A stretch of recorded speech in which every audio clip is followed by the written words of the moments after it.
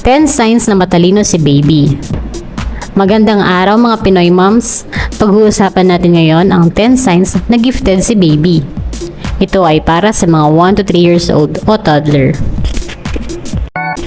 Number 1, marunong magkwento.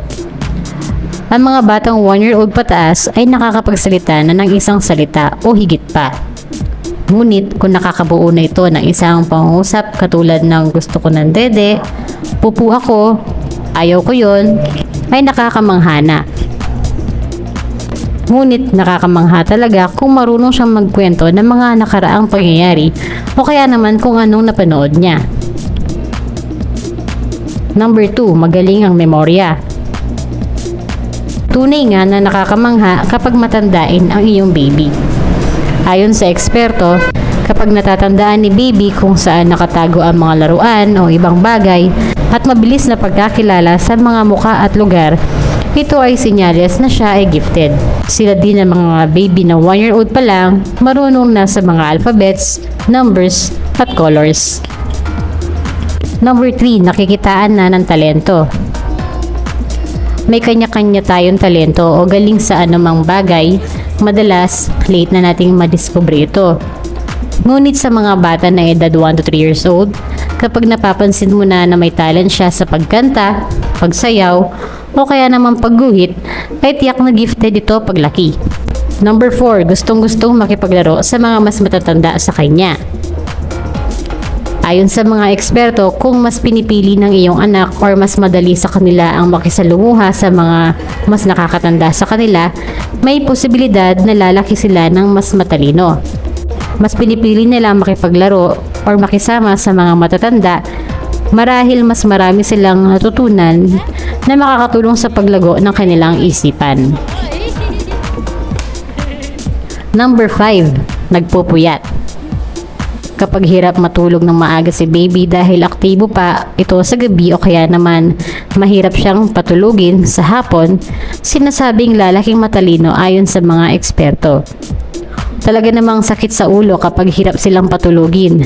Kaya naman, kung si baby ay nagpupuyat, siguraduhin na nakaka 9 to 12 hours na tulog siya sa 24 oras. Number 6, malikot, marunong makipagbiruan at pilyo. At dahil nga very active si baby, hindi may iwasang maglikot ito. Dahil maisip nga ang iyong anak, alam na alam kanyang inisin at marunong siyang makipagbiruan sa iyo. Okay lang yun, mami. Basta't napagsasabihan naman siya at kapag ito'y nakinig, plus points yun sa pagiging gifted niya. Number 7, emotional. Marunong magpakita ng nararamdaman ang mga gifted na bata. Napapahayag nilang mabuti kung ano ang kanilang saloobin katulad ng excitement, takot, o kaya naman ay lungkot. Sinabi ng isang psychologist na si Dr. Palmer na mga batang matalino ay emotional at isinasaalang-alang ang damdamin ng iba. Sila ay maunawain. Mapapansin mo ito kapag naaawa siya sa kanyang pinapanood sa TV o kaya naman kapag kunwari nakikita kanyang nasasaktan. Number 8, interesado sa mga bagay-bagay. Kapag si baby ay laging curious sa kanyang paligid, siya ay lalaking matalino. Ang pagiging curious kasi ang magtutulak sa kanya upang lumawak ang kaalaman nito sa mga bagay-bagay. Sila yung mga baby na panay tanong sa mga nakikita nila o naririnig nila sa kapaligiran. Number 9, book lover.